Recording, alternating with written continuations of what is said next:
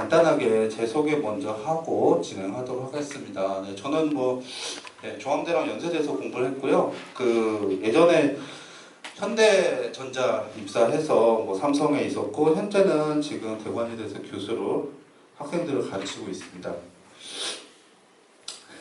오늘은요, 디자인에 대한 이해, 디자인 사례에서 말씀드릴 건데, 실제로 이 디자인에 대한 얘기를 이렇게 하다 보면 실질적으로는 디자인에 대한 얘기보다는 전반적인 산업이라든지 이런 쪽의 얘기를 더 많이 해야 되는 상황입니다. 그래서 앞으로 미래가 어떻게 변해갈 거며 그에 따라서 어떻게 대응을 해야 되는지 이런 부분들을 중심으로 설명을 드리도록 하겠습니다.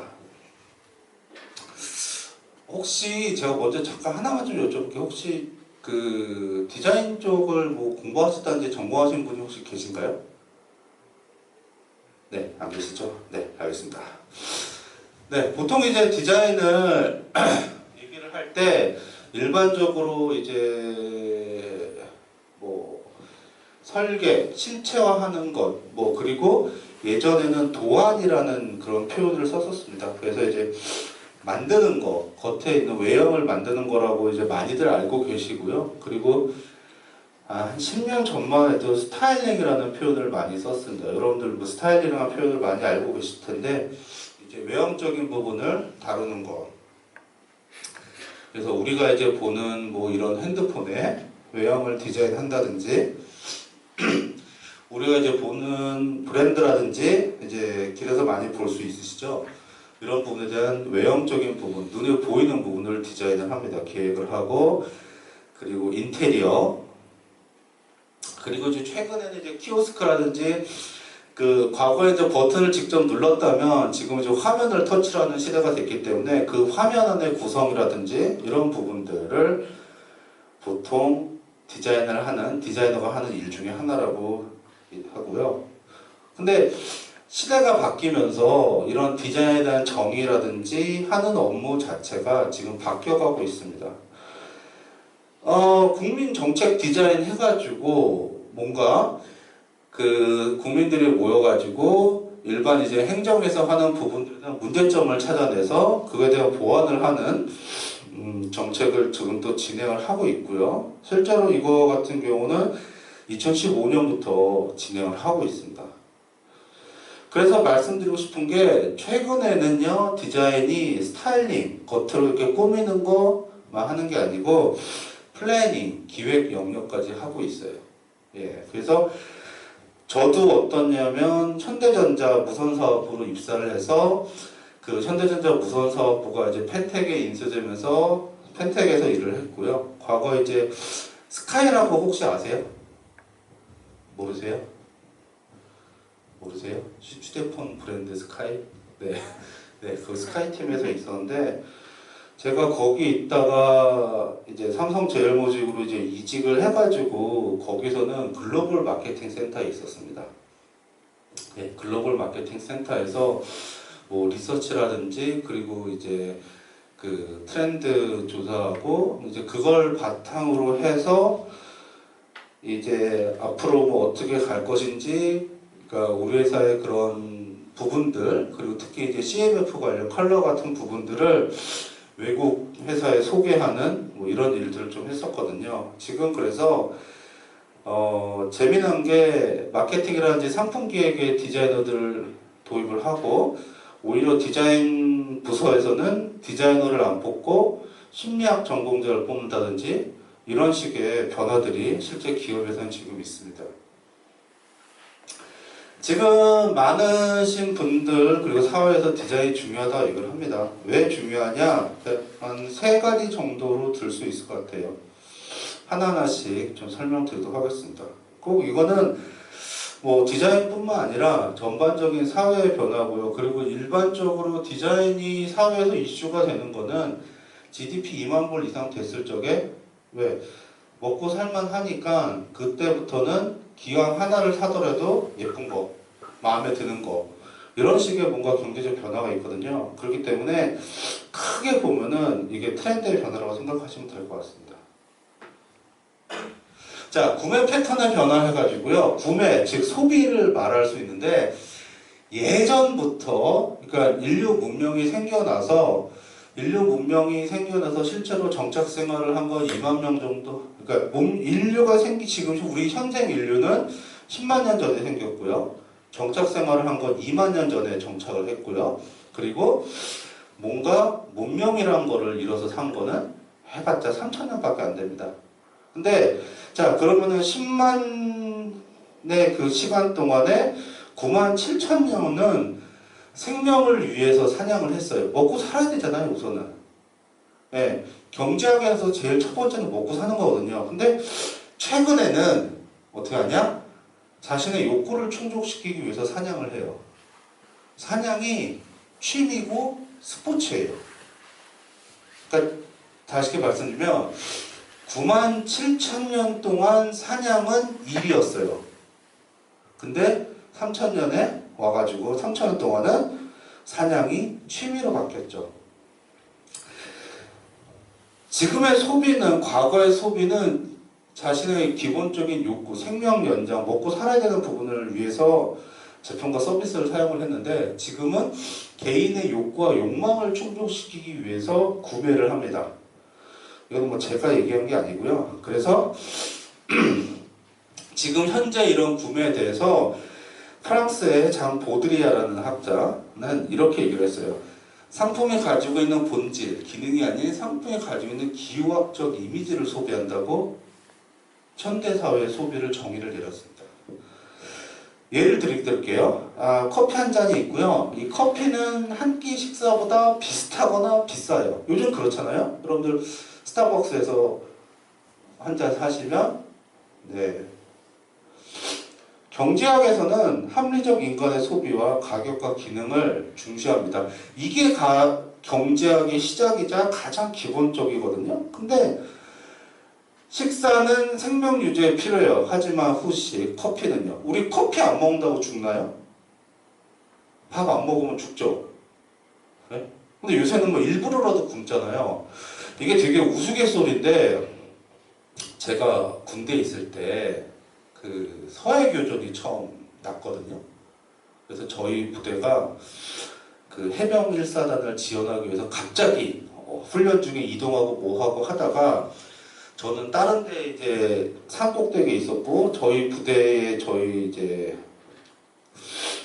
제가 거기인들 까먹고 그냥 준 전시가 나니까 다들 정신이 없잖아요. 그래서 제가 산속에 3일을 있던 적이 있거든요. 하루는 어떻게 견뎠어요. 이틀째는 2명이서 같이 있었는데 저희가 진짜 왜 그거 옛날에 보릿고개 때 막 나무 껍질 먹었다고 했잖아요. 저희가 3일째 정말 나무 껍질이랑 풀 껍질을 먹었어요. 3일만 굶어도 사람이 이성을 잃더라고요. 근데 밥을 안 먹는 그러니까 커피를 안 먹고 뭐 이런 것들 경제학에서는 설명을 할 수가 없는 부분입니다. 근데 어떠냐? 커피를 구입하는 건요. 커피 자체를 사는 게 아니에요. 즉 매체라든지 이런 데서 본 뭔가 주인공이 커피를 들고 있는 그 이미지를 사는 거예요. 그렇기 때문에 지금은 소비라는 것이 자신의 욕망을 표출하는 수단 중에 하나라고 얘기를 합니다. 자, 단편적인 예로요. 앞에서 이렇게 설명드리면 잘 이해를 못 하시는데 실제 가격을 보여드리면 좀 이해를 하시더라고요. 이 가방 김연아가 광고하는 회사의 가방이고요. 저거는 유명한 샤넬백인데 둘이 소가죽으로 만든 건 똑같아요. 진짜 소가죽으로 만들었고요. 물론 이거는 매장 가서 물어보면 뭐 어린 암소의 뭐 백가죽으로 만들었다 어쩌다 얘기하는데 소가죽 있잖아요, 둘 다.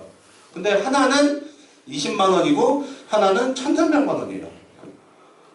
왜 그렇게 가격 차이가 날까요?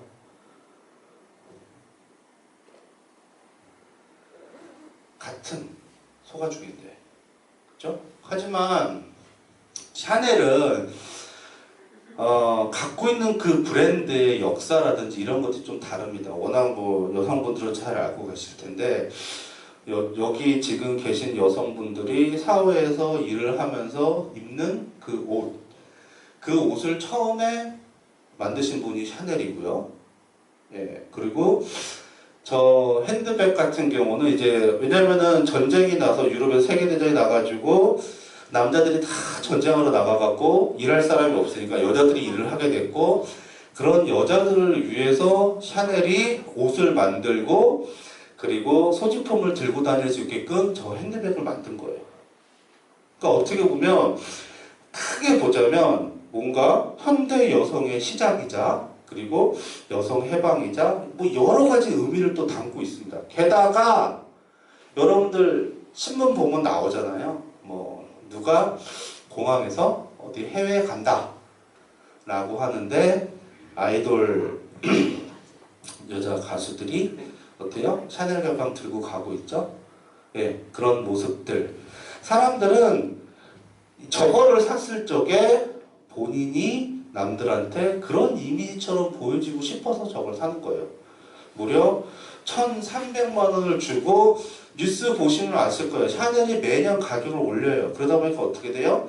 샤넬이 가격 올린다라고 뉴스에 나오면 그날부터 백화점 1층에는 줄을 쫙 쓰고요. 조그만 텐트들 해가지고 사람들이 1,300만 원짜리를 줄을 쓰고 사요. 되게 이해가 안 되는 상황이죠. 보통 뭐 사람들 이건 지금 경제학으로 설명을 할 수 없는데 어떻게 보면 심리학이라든지 행동경제학 같은 분야에서 저거를 설명을 하고 있습니다. 왜? 제가 갖고 있는 저거를 맸을 적에 남들이 나를 어떻게 봐줄 건지 그거를 돈을 주고 사는 거예요. 어떤 게 있느냐? 여자의 가방이라는 책이 있고요. 물론 뭐 저도 이제 결혼을 해서 애도 있지만 저도 뭐 잘 이해가 안 되는 부분이긴 한데, 가방 안에는 무엇보다 감정과 추억, 애정과 인간관계의 세상 전체가 들어있대요. 남자들은요, 가방을 그냥 가방으로 보는 거예요. 핸드폰 들어가고, 지갑 들어가고. 하지만 여자들은 이게 자신의 삶이자, 나의 욕망이자, 나의 사랑이자, 욕구래요. 이해하시죠? 네, 딱 보면 여기서 지금 여성분들은 이해하시는데 남성분들은 지금 이해 못하고 있거든요. 네, 못해요. 근데 또 재미난 게 최근에 등장하는 진화 심리학에서 또 이런 부분을 또 설명을 하고 있습니다. 남녀가 왜 다른지. 자, 과거의 소비는요 정말 먹고 사는데 필요해서 했고요. 하지만 현대 소비는 결핍된 욕망 충족의 방법. 아까 말씀드렸죠? 장 보드리아르. 그래서 뭐냐, 지금 기본적으로 매슬로우가 주장하는 인간의 욕구가 있습니다. 네, 먹고 사는 문제가 해결이 되고요. 그 다음에는 소속 안정을 느낀데 결국에는 그 이후에 올라가서 자아실현인데, 지금의 저런 소비시의 패턴 같은 경우는 자아실현에 가깝다고 얘기를 합니다. 내가 되고 싶은 워너비, 투비 모델을 갖고 있는 그걸 사가지고 그 사람을 똑같이 보이고 싶은 거죠. 두 번째, 공급자 마인드 타파. 최근에 이게 되게 좀 이슈되는 부분입니다. 한 예를 들자면요. 그러니까 이게 이제 90년대 해가지고 미국에서 좀 이슈가 된 얘기인데요. 인도의 어느 지방에서 물이 귀해서 여성들이 이렇게 물 양동이를 쥐고 하루에 뭐 5km 정도, 6km, 7km 왔다 갔다 하면서 물을 길른다. 동네에 우물이 없어가지고.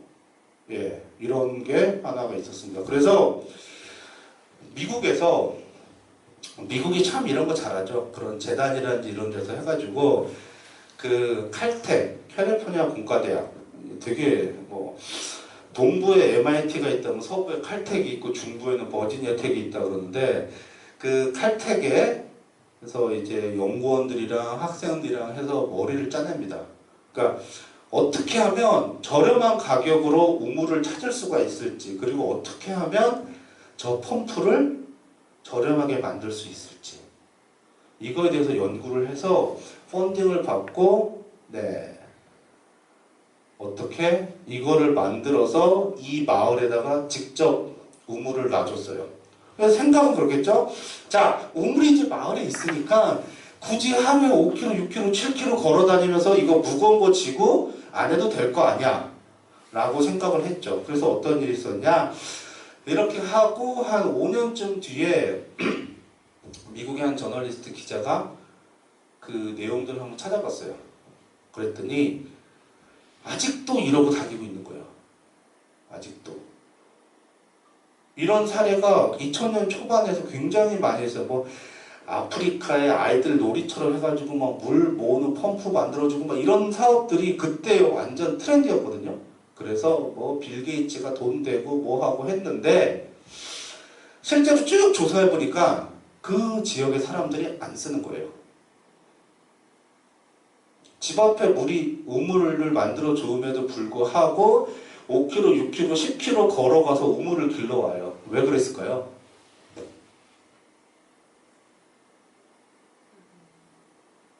조사를 해보니까 이 사람들은 이제 한 집안에 뭐 3대, 4대가 모여 살고요. 어떻게 보면 이제 며느리로서, 부인으로서 하니까 물 길러가는 그 시간이 본인한테 하루에 유일하게 허락된 자유시간이에요. 그러니까 쉽게 말해서 이분들이 이 시간을 뺏기면 본인의 자유시간이 없는 거예요. 그러니까 제가 지금은 담배를 끊었거든요. 저희 큰애가 딸이라서 병원에서 딸이라고 핑크색 옷 준비하세요 라고 얘기한 순간 우리 와이프가 도장 찍을래? 담배 끊을래? 담배를 끊었거든요. 근데 제가 담배를 어떻게 피게 됐냐면 군에 들어갔는데 또 군대 얘기하는데요. 근데 쉬는 시간에 담배 안 핀다고 심부름을 시키는 거예요. 나도 쉬고 싶은데. 그래서 그날부터 담배를 폈죠. 네. 몸이 담배 피우면 안 좋다고 알죠? 아는데 당장 지금의 내가 죽겠는데 똑같은 상황이에요. 나에게 유일하게 허락된 하루의 자유시간, 동네 아주머니들이랑 왔다 갔다 하면서 수다 떨고 시어머니 흉보고 남편 쥐어 뜯어가면서 하루를 쉬었던 그 시간을 뺏기는 거죠. 내 몸 뭐 6km, 7km 옛날부터 걸어다녔던 건데 뭔 상관이야 이러면서.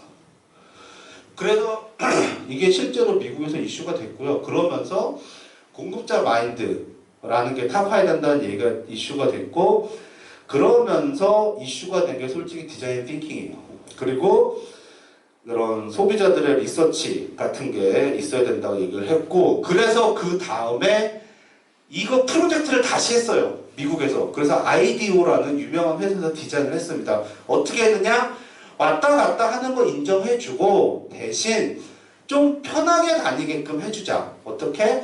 머리에 지고 가는 게 아니고 들 끌고 갈 수 있게 하고, 물을 부을 때 솔직히 여러분들 물통 요새는 생수통에 이렇게 물통 위에 얹어서 하는 거 그거 잘 안 쓰잖아요. 그거 써보신 분은 알 텐데 물 자체를 들어서 하는 거 굉장히 무거워요. 그러니까 물을 어디 통에 붓거나 할 때도 편하게 할 수 있게끔. 그래서 그 다음부터는 펌프를 만든 게 아니라 이거를 그 지역 주민들한테 보급을 해줬어요. 기왕 다니시는 거 편하게 다니세요 하고.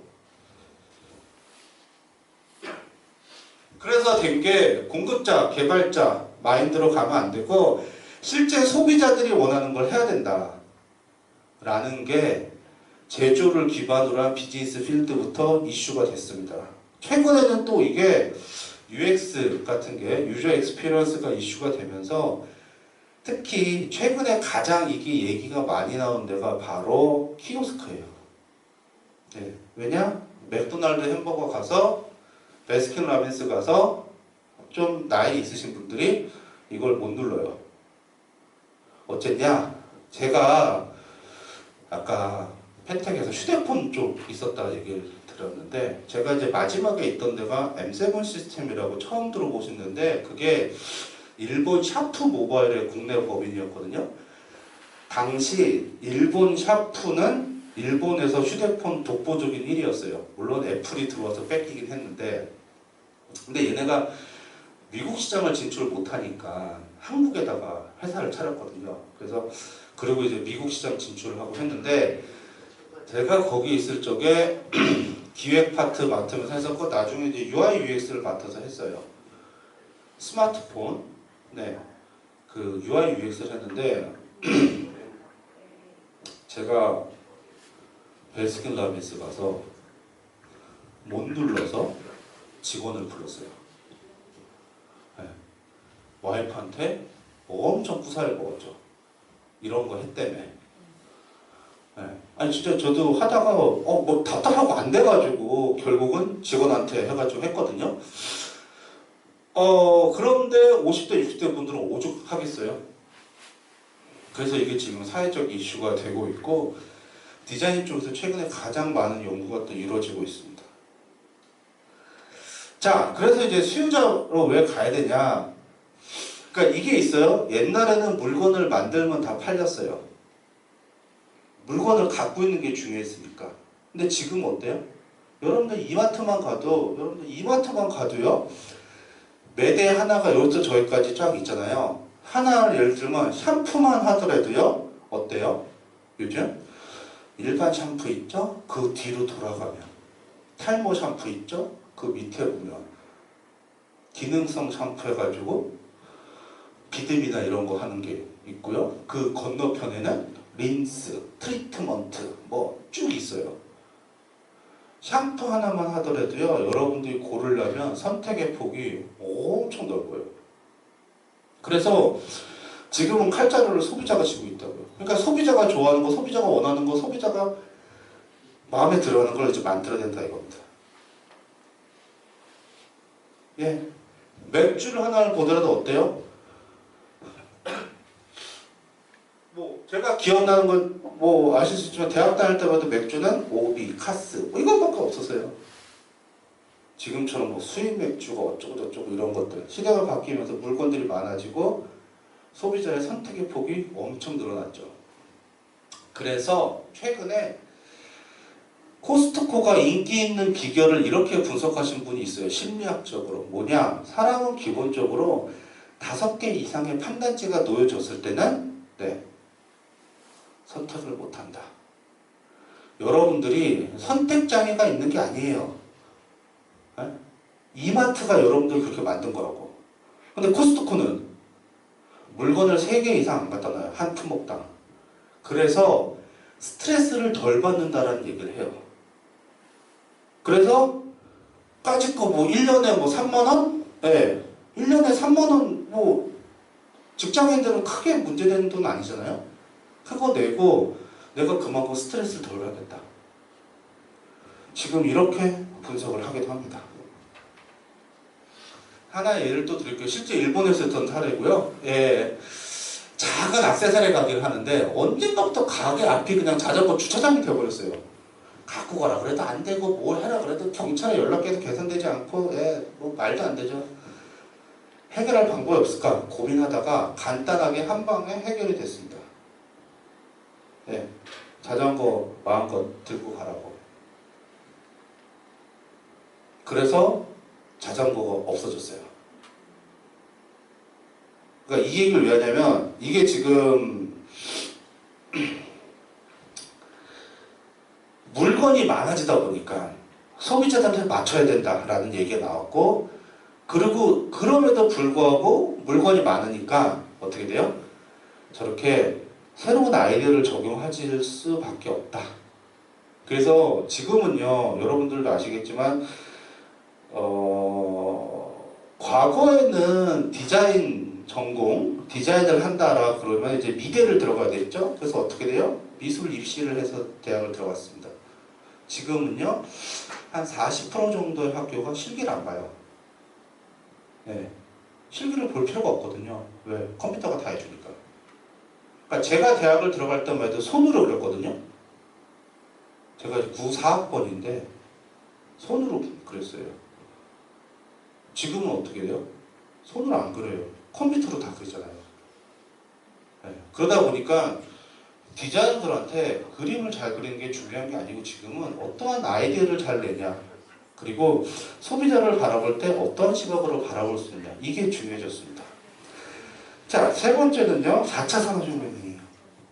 이거는 뭐 여러분들 너무나도 많이 들어가고 또 뭐 식상한 얘기를 하네라고 얘기를 하시겠지만 지금부터 앞으로의 미래를 어떻게 갈까요? 한 단어로 정의할 수 있는 유일한 키워드예요.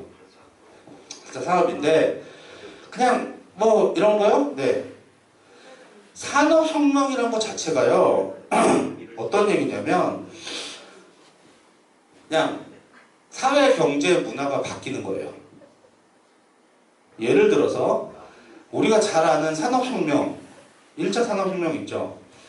1차 산업혁명이 돼서 어떻게 됐느냐? 왕권 국가가 유럽에서 왕이었잖아요. 근데 부르주아 계급이 돈을 벌고 이 사람들이 힘을 굉장히 얻게 되면서 왕이 갖고 있는 권력이 나눠지게 됐다고요. 그리고 노동이 굉장히 어떻게 되냐? 그때 당시만 해도 노동이라고 하면은 육체적인 노동이었어요. 농사요. 여러분 혹시 농사 해보신 적 있으세요? 네. 저도 부모님이 귀농을 하셔가지고 한 번 갔는데 저랑 제 동생이랑 하루 일하고 둘이 돈 모아서 아버지 트랙터 사드렸어요. 죽겠더라고. 네. 육체 노동이 굉장히 심하거든요. 근데 어떻게 돼? 산업혁명 이후에 기계가 나오면서 육체 노동을 대신을 했어요. 인간은 더 이상 육체 노동을 그 예전처럼 할 필요가 없게 됐죠. 어떻게 됐어요? 그래서 사람들이 공장으로 가고 지식 노동자 되고 사회가 바뀌었죠. 네, 단순히 그냥 기술이 좋아지고 하는 게 아니고 사회, 경제, 문화가 바뀌는 거예요. 예를 들어서요. 자, 4차 산업혁명 해서 자율주행 자동차 굉장히 이슈가 되고 있습니다. 영화에서 많이 보시는데 자율주행 자동차가 보급되면 어떤 게 바뀔까요? 네, 뭐 원래는요 모든 차량은 운전자가 있어야 된다라는 게 기본 명제인데 기술이 발달되면서 자율주행차도 운전자로 인정을 하게 됐습니다. 지금 자율주행자 소프트웨어도요. 자, 이게 지금 현재 상태고 2017년부터 핀란드의 스마트 도시 칼라사타마시는 마을버스를 자율주행차로 지금 운영을 하고 있어요. 자, 이렇게 지금 기술이 발달하고 변화가 있고요. 자율주행차가 조립되면 운전을 할 필요가 없죠. 운전면허가 필요 없어져요. 그리고요, 자동차를 굳이 소유하지 않아도 돼요. 그냥 우버나 택시가 우리 일상이 되는 거예요. 그리고 그렇게 되면 그 수많은 주차장도 필요 없게 되겠죠.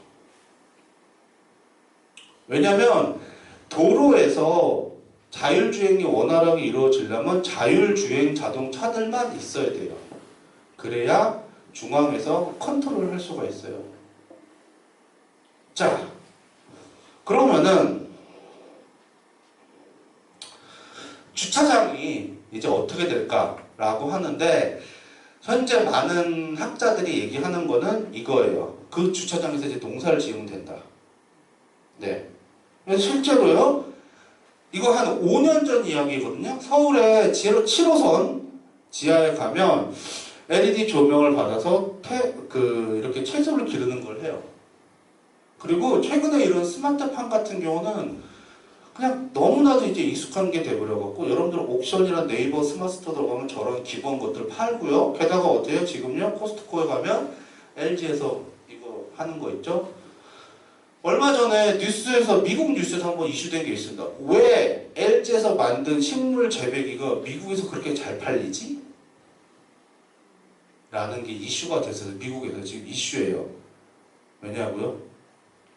그걸 갖고 대마초 재배한다고. 근데 어떻게 돼요? 미국에서 그것까지는 알았는데 이걸 뭐 규제를 할 방법이 없잖아요. 그래서 실제로 미국에서 그게 지금 이슈가 되기 시작했습니다. 식물 재배기를 이걸 하게끔 냅둬야 되는지. 뭐 하여튼 뭐 이런 이슈들도 있고요. 아, 왜냐하면요, 영화에 그런 거 되게 많아요. 영화에 어디 막 시골 한적한 데다가 지하 땅 파갖고 이렇게 구성해서 대마초 기르고 이런 게 뭐 되게 흔한 일인가 봐요. 영화에서도 많이 나오니까요. 자,